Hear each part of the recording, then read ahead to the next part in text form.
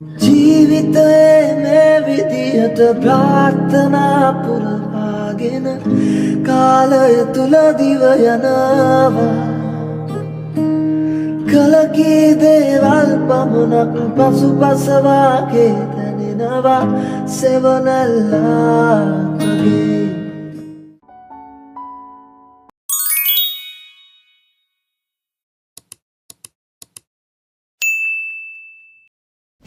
Ciao!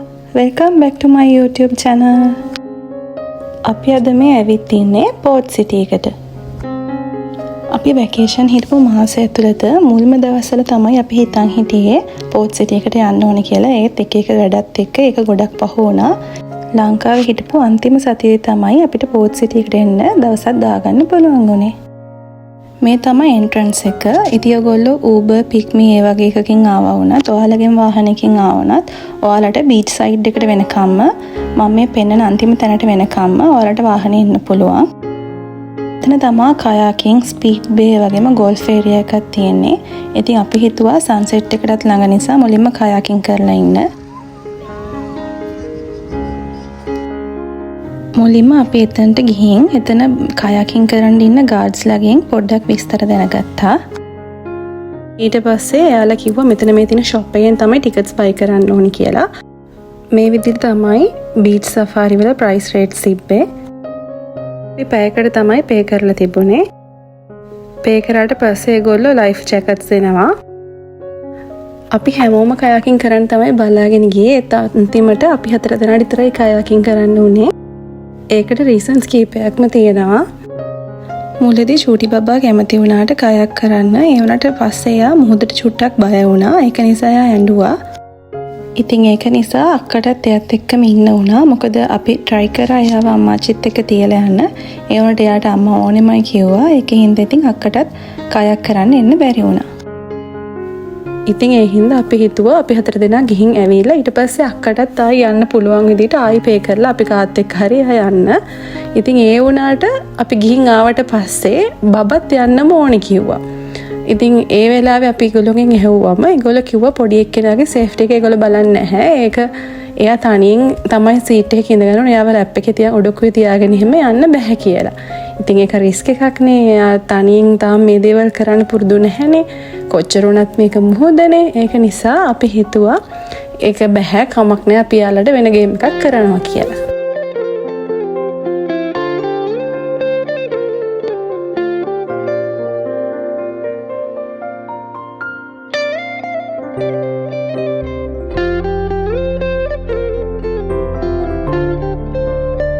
Overall මේ activity එක ගැන කිව්වොත් ඒක හරිම ෆන් දෙයක්. ෆස්ට් ටයිම් තමයි අපිත් මේ දේ කරන්නේ.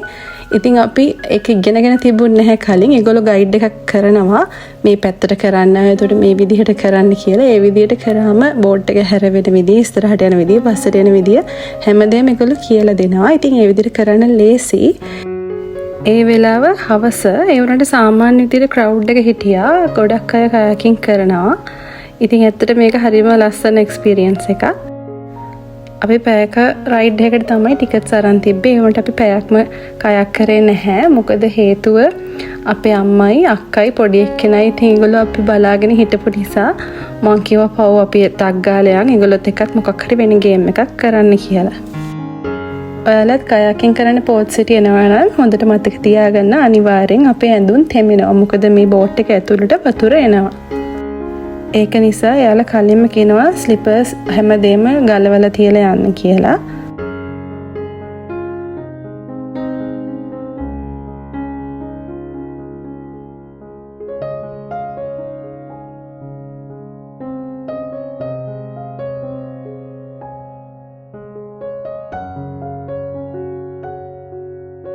ඇත්තටම හරිම ලස්සනට මේ පෝට් සිටි එක හදලා තියෙනවා. ඉතින් ලයිට්ස් වලට රැට තවත් ගොඩක් ලස්සනයි. ඉතින් මේ වගේ ලෝටස් ටවර් එකක් පේනවා. අපේ අක්කා ලෝටස් ටවර් එකේ ෆෑන් කෙනෙක්. අපි හිතන් හිටියේ මේක ඉවරලා ලෝටස් ටවර් එකට යන්න.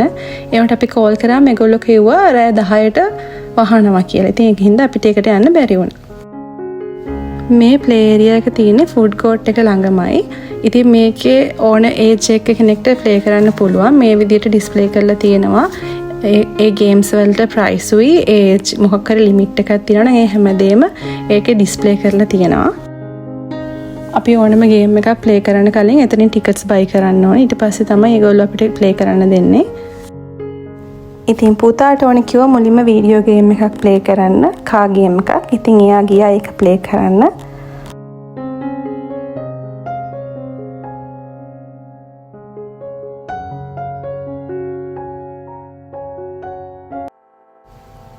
අයියා වීඩියෝ ගේම් ප්ලේ කරනකම් පොඩ්ඩට ඕනේ කිව්වා මේ බවුන්ස් එකේ ප්ලේ කරන්න. හැබැයි යාට එතනදී ෂෝක් අකි කෙනෙකුත් හම්බුණා. පොඩි එක්කෙනා බවුන්ස් කාසල් එක ප්ලේ කරනකම් මම පොඩි විස්තරයක් කියන්නම්. ඔයාලට පෝට් සිටි එක ඇතුලේදී e-scooter try කරන්න පුළුවන්. අපි නම් ඇත්තට මේක දැනගෙන හිටියේ නැහැ. ඉතින් ලංකාවට ඒක චුට්ටක් අලුත් දෙයක් නේ, අලුත්ම නැහැ. ඒවට ඒක අනිත් රටවල් වල තරම් e-scooters ලංකාවේ පදින්නේ නැහැනේ. රෙන්ට් එකට තමයි පෝට් සිටි එක ඇතුලේ e-scooters දෙන්නේ. කලින්ට වඩා දැන් ඒකේ රේට්ස් චුට්ටක් වෙනස් වෙලා තියෙනවා.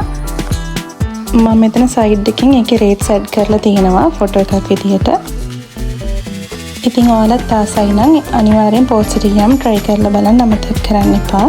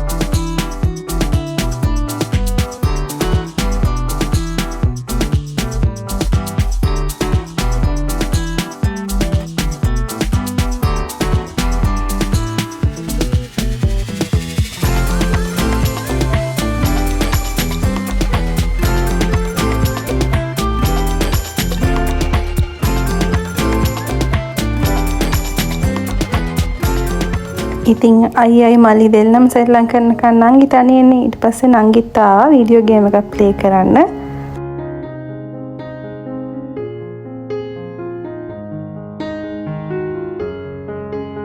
දැන් අපි යන්නේ අපි හැමෝටම ප්ලේ කරන්න පුළුවන් ගේම් එකකට. ඉතින් මේ දේවල් ලොකෝ ඕන කෙනෙක්ට ප්ලේ කරන්න පුළුවන්. එහෙම ඒජ් ලිමිට් එකක් නැහැ. ඉතින් අපි ෆැමිලි එකම එකතු වෙලා මොකක් හරි ඇක්ටිවිටි එකක් කරන්න ඕන හින්දා අපි හිතුවා මේක යනවා කියලා.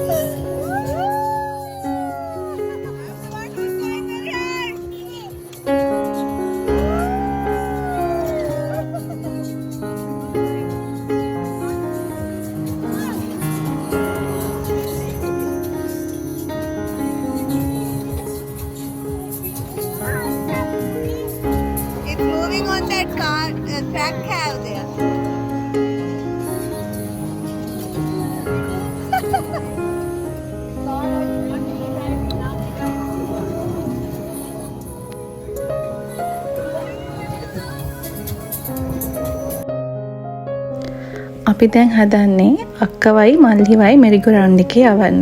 මොකද මල්ලි හිටියොත් අපි ඊගාවට ප්ලේ කරන්න ඉන්න ගේම් එක කරන්න බැරි වෙන හින්දා.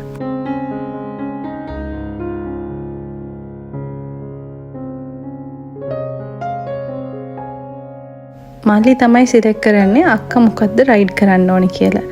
ඉතින් එයා මල්ලි කියන විදිහට අහගෙන ඒක ඉඳගෙන ඒ දෙකොල්ලෝ ඒක යනකම් අපි ගියා අපි ඊළඟට ප්ලේ කරන්න ඉන්න එක බලන්න.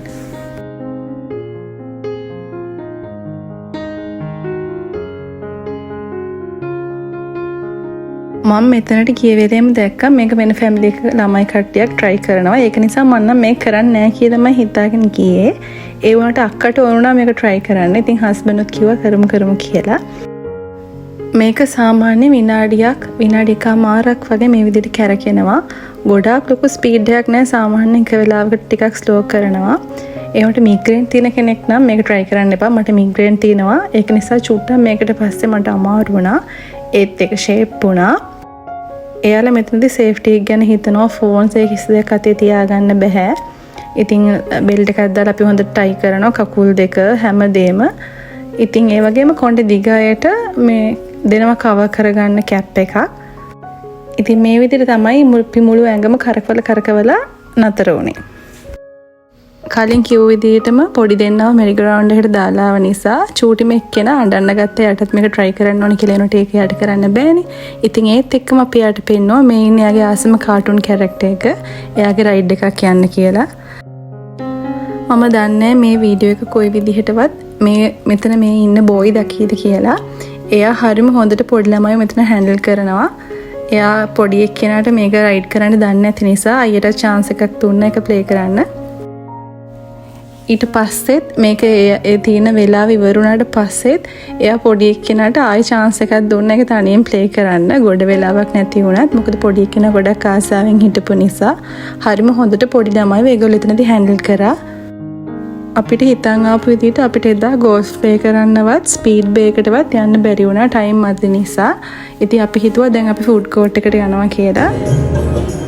මේ ඉන්නේ අපේ චූටි එන්ටර්ටේනර්. ඉතින් එයා ලස්සන සින්දුවක් ඇහිච්ච නිසා මේ පොඩි ඩාන්ස් එකක් දාන ගමන් ඉන්නේ. ෆුඩ් කෝට් එකේ මේ විදිහට ඩාන්සර්ස්ලා ඒ වගේම සිංගර්ස්ලා ඇවිල්ලා එයාලා පර්ෆෝම් කරනවා. ඉතින් අපි ගිය වෙලාවෙදිත් මේ වගේ ඩාන්සින් ගෲප් දෙකකින් විතර ගර්ල්ස්ලා ඇවිල්ලා පර්ෆෝම් කරා. එතන ගොඩක් ඔප්ෂන්ස් තියෙනවා ෆුඩ් කෝට් එකේ. එක කුසින්ස් තියෙනවා අපිට try කරන්න. ඉතින් අපි තෝරගත්තේ මේ රෙස්ටොරන්ට් එක. ඉතින් අපි ගිහිල්ලා එක ඩ්‍රින්ක්ස් උයි ඒ වගේම අපි හිතුවා සවාන් එකක් අරන් try කරනවා කියලා. මොකද අපි හැමෝටම ගොඩක් කන්නත් අමාරු නිසා. ඉතින් එදා ඩිනර් එක අපි හැමෝටම අපේ අක්කගෙන් තමයි හම්බුනේ. එයා දවස් ගානක් තිස්සේ අපෙන් හිටියා ගෙදරදී ඩිනර් එකක් හරි ලන්ච් එකක් හරි arrange කරන්න. නැත්තම් එළියට ගිහින් කමුද කියලා. ඉතින් එයාත් දැන් හස්බන්ඩ් නැතුව හැමදේම තනියෙන් කරගන්න නිසා අපි යාට මුකුත් උත්තරයක් දුන්නේ නැහැ. යටත් කරදර නිසා.